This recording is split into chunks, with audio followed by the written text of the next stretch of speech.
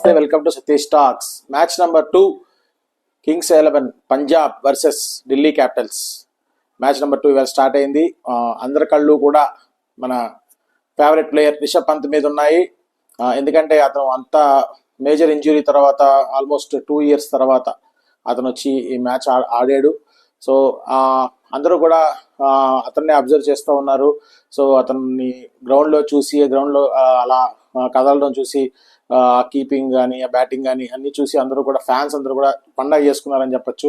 ఎందుకంటే after long time మధ్యలో కూడా ఎక్కడ ఏ టోర్నమెంట్స్లోనూ మనం రిషబ్ పంత్ని చూడలేదు, ఓన్లీ ఐపీఎల్లో చూసాం. సో ఇద్దరు దెబ్బతిన్న పులులు రంగంలో దిగితే ఎలా ఉంటుందో ఈ మ్యాచ్లో మనం చూసాం. దానికి కారణం ఏంటంటే శిఖర్ ధవన్ సెంట్రల్ కాంట్రాక్ట్ కోల్పోయాడు. ఇండియా ప్లే 11లో ఆల్మోస్ట్ ఛాన్సెస్ కోల్పోయాడు. ఇంకా మళ్ళీ బ్యాక్ టు ఇండియన్ టీమ్ అనేది ఆల్మోస్ట్ ఇంపాసిబుల్ అని చెప్పచ్చు. సో అలాంటి తరుణంలో సో ఈ వెటరన్ ప్లేయర్స్ అందరూ కూడా మళ్ళీ పెర్ఫామ్ చేసి ప్రూవ్ చేసుకోవడానికి ఈ ఐపీఎల్ అనేది ఒక బెస్ట్ ప్లాట్ఫామ్ అని చెప్పొచ్చు. సో వీళ్ళకి ఏంటంటే సో ఈ సినారియోలో సో శిఖర్ ధవన్ కూడా తన వంతు పాత్రతను పోషిస్తూ తను కూడా నిరూపించుకోవడానికి తన ప్రయత్నం తను చేశాడు. అలాగే రిషబ్ పంత్ కూడా. సో ఈ మ్యాచ్లో టాస్ విషయానికి వస్తే పంజాబ్ టాస్ విన్ అయ్యి బౌలింగ్ ఎంచుకున్నారు.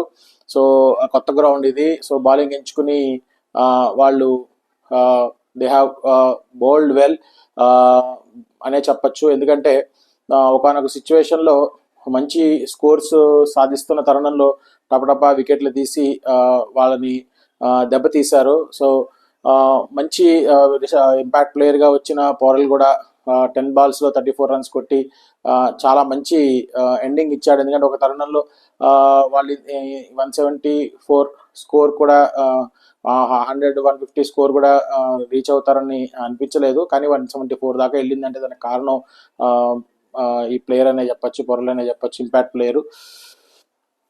సో చూస్తే ఓవరాల్గా మ్యాచ్ సంగతి చూస్తే బౌలింగ్ తీసుకున్న పంజాబ్ ఢిల్లీని చాలా తక్కువ స్కోర్కి కట్టడి చేసిందని చెప్పొచ్చు. 170 ఆన్ బోర్డ్ పెద్దగా కనిపించిన, బట్ నవేడేస్ ఈ ఐపీఎల్ మ్యాచెస్లో 170 అనేది చాలా 170-175 అనేది చాలా చిన్న స్కోర్ అయిపోతుంది. ఎందుకంటే ప్లేయర్స్ అందరూ కూడా 200+ అయితే ఏమైనా కొద్దిగా ఛాన్సెస్ మనం ఎక్స్పెక్ట్ చేయొచ్చు. కానీ అదర్వైజ్ ఎందుకంటే బౌలర్స్కి ఎటువంటి హెల్ప్ లేని వికెట్స్ ఉండడం, తర్వాత స్పిన్నర్స్ వాళ్ళ కోటా పూర్తి చేసేసుకోవడం, తర్వాత ఢిల్లీ క్యాపిటల్స్కి అన్నిటికన్నా బిగ్గెస్ట్ దెబ్బ ఏంటంటే ఇషాంత్ శర్మ అనుకోకుండా గ్రౌండ్లోని ఇంజ్యూర్డ్ అవ్వడం. ఒక బ్యూటిఫుల్ 2 overs వేసి మంచి వికెట్స్, ఒక 3 wickets ఇంపార్టెంట్ వికెట్స్ తీసిన తర్వాత తను మళ్ళీ వచ్చి బౌలింగ్ చేస్తుంటే రిజల్ట్ వేరుగా ఉండేదేమో. కానీ అతను మళ్ళీ వచ్చి బౌలింగ్ చేసిన పరిస్థితి లేదు. తన ఇంజ్యూరీ కారణంగా తను పెవిలియన్కి పరిమితం అయ్యాడు. సో ఆ తర్వాత ఉన్న మిగిలిన బౌలర్స్ తోటి మ్యాచ్ ఫినిష్ చేయాల్సిన పరిస్థితి పంత్కి. సో ఆఫ్టర్ పోస్ట్ మ్యాచ్ ప్రెజెంటేషన్లో కూడా పంత్ అదే చెప్పాడు. So they are already short of a bowler, but also ఈ ఇషాంత్ శర్మ లేకపోవడం వల్ల వాళ్ళకి బ్యాకప్ బౌలర్ అనేది లోట్ అనేది కొట్టొచ్చినట్టు కనబడింది. అదే కనుక ఒక మంచి బ్యాకప్ బౌలర్ ఉంటే రిజల్ట్ వేరుగా ఉండేది. ప్లస్ క్రూషియల్ టైంలో శామ్ కరణ్ క్యాచ్ వదిలేయడం ఒకటి, ఆ క్యాచ్ కనుక పట్టి ఉండుంటే కొంచెం అయినా ప్రెషర్ పెట్టుండేవారు. అలా అని చెప్పి మ్యాచ్ వాళ్ళు కంప్లీట్గా గెలిచేస్తారని నేను చెప్పలేను, కానీ బట్ అట్లీస్ట్ కొంతవరకు వాళ్ళని కట్టడి చేయగలిగే పరిస్థితి ఉండేది. సో మిగతా బౌలర్స్ ఎవరు కూడా అంత హెల్ప్ అవ్వలేదు. So everybody went for runs, lot of runs. So ఎవరు బౌల్ చేసినా కానీ చాలా రన్స్కి వెళ్ళారు. సో ఓవరాల్గా చూసుకుంటే మ్యాచ్ మొత్తంలో కూడా నాకు అనిపించింది ఏంటంటే కొంచెం బౌలింగ్ అనేది పేలవంగా కనిపించింది ఢిల్లీ క్యాపిటల్స్ది. సో వాళ్ళకి ఒక బ్యాకప్ బౌలర్ అనేది చాలా ఇంపార్టెంట్ అవసరం ఇప్పుడు. ఎందుకంటే ఎవరైనా క్రూషియల్ బౌలర్ ఇంజ్యూర్డ్ అయితే మనకి మళ్ళీ దానికి బ్యాక్ చేయడానికి, స్లాగ్ అవర్స్లో బౌల్ చేయడానికి ఇషాంత్ శర్మతో పాటు ఎవరైనా ఒక మంచి బౌలర్ని వాళ్ళు ఖచ్చితంగా రంగంలోకి దిగించుకోవాల్సిన పరిస్థితి ఉంది. ఎందుకంటే వాళ్ళు mostly relying on spinners quota పూర్తి అయిపోతే మళ్ళీ దాని తర్వాత ఇంకా ఎవరు కూడా కట్టడి చేసే పరిస్థితి కనబడట్లేదు. సో ఇప్పుడు ఇషాంత్ శర్మ పరిస్థితి ఏంటో తెలియదు, నెక్స్ట్ మ్యాచ్ ఆడగలుగుతాడా లేదా. సో మిగతా బౌలర్స్ని రంగంలో తయారు చేసుకుని రంగంలో దింపాల్సిన పరిస్థితి. సో ఓవరాల్గా మ్యాచ్ రిజల్ట్ అంతా పక్కన పెడితే, ఫస్ట్ మ్యాచ్ రిజల్ట్ అంతా పక్కన పెడితే good to see Rishabh Pant on field. So batting కూడా మంచి 2 cover drives, beautiful cover drives ఆడాడు.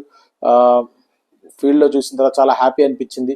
సో ఫైనల్గా పంజాబ్ టీం కూడా చాలా స్ట్రాంగ్గా కనిపించింది. శామ్ కరణ్ ఆడిన ఆట తీరు చూస్తే మ్యాచ్ విన్నర్ ఇన్నింగ్స్ ఆడాడు ఈవేళ. చాలా అద్భుతమైన ఇన్నింగ్స్ అని చెప్పాలి. జితేష్ శర్మ తొందరలో స్టంప్ అవుట్ అయ్యాడు. సో ఇండియన్ ప్లేయర్స్లో మోస్ట్ ఇంపార్టెంట్లీ మన కుల్దీప్ యాదవ్ తీసిన వికెట్స్ కూడా చాలా హెల్ప్ అయ్యాయి. సో ఫైనల్లీ చూస్తే మ్యాచ్ అనేది ఒక క్రూషియల్ టైంలో మన ఇషాంత్ శర్మ అనే బౌలరు